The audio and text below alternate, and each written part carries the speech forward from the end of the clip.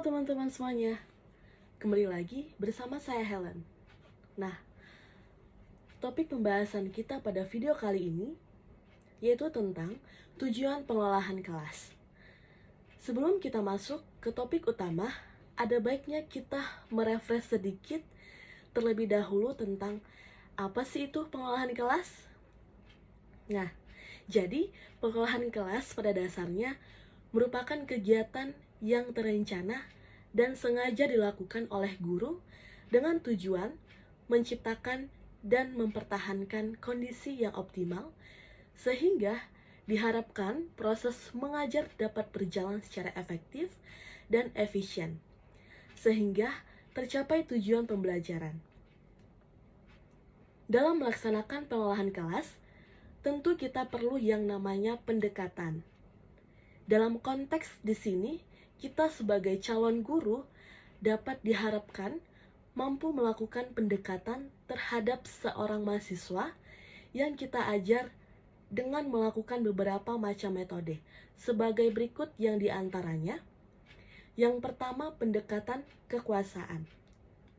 Atau dapat diartikan sebagai suatu proses mengontrol tingkah laku peserta didik.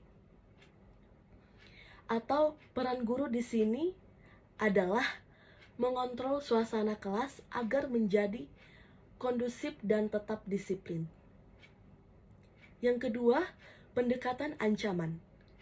Dari pendekatan ancaman atau intimidasi di sini, sepatutnya tidak dilakukan sesering mungkin dan hanya diterapkan manakala kondisi kelas sudah benar-benar tidak dapat dikendalikan.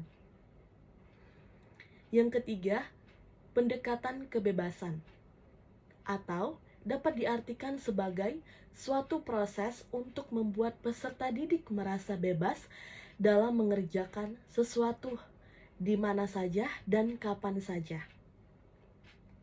Yang keempat, pendekatan resep. Pendekatan resep ini dilakukan dengan memberi satu daftar yang dapat menggambarkan apa yang harus dan tidak boleh dilakukan oleh seseorang guru dalam mereaksi semua masalah atau situasi yang terjadi di kelas. Yang kelima, pendekatan pembelajaran.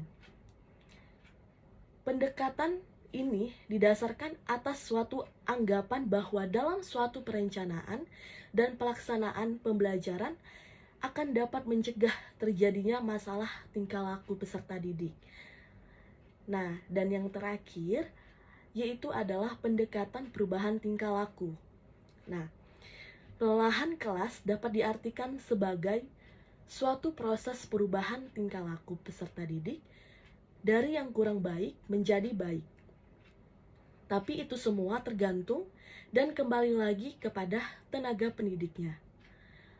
Lalu, dengan melaksanakan pendekatan yang telah disebutkan tadi, seorang guru diharapkan mampu mewujudkan tujuan dari pengelolaan kelas itu sendiri, di mana seseorang guru dapat menciptakan suasana lingkungan belajar yang kondusif bagi peserta didik untuk mencapai tujuan pengajaran secara efektif dan efisien.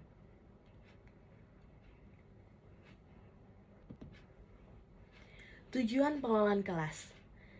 Nah, tujuan pengelola kelas pada hakikatnya telah terkandung dalam tujuan pendidikan.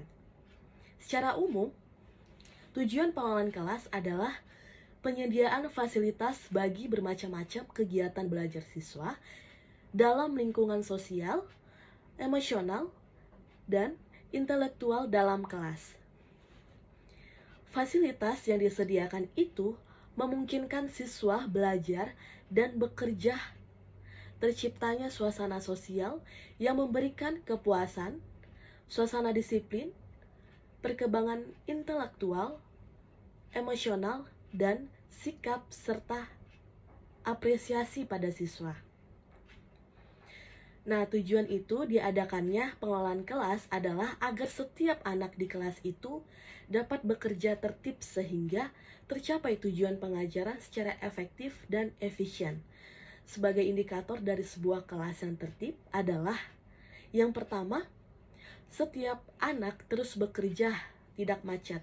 Artinya, tidak ada anak yang berhenti karena tidak tahu akan tugas yang diberikan kepadanya.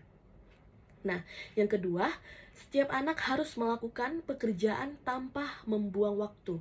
Artinya, tiap anak akan bekerja secepatnya agar lekas menyelesaikan tugas yang diberikan kepadanya. Dari pengertian di atas, dikemukakan bahwa pengelolaan kelas berkaitan erat dengan pengaturan kelas dan tujuan pembelajaran. Nah, hal ini merupakan tugas guru untuk menciptakan suasana yang dapat menimbulkan gairah belajar, meningkatkan prestasi belajar siswa, meningkatkan mutu pembelajaran, dan lebih memungkinkan guru memberikan bimbingan terhadap siswa dalam belajar. Sehingga diperlukan pengorganisasian kelas yang memadai. Nah, sedangkan fungsi pengelolaan kelas adalah proses membuat perubahan-perubahan dalam organisasi kelas, sehingga individu-individu mau bekerja sama dan mengembangkan kontrol mereka sendiri.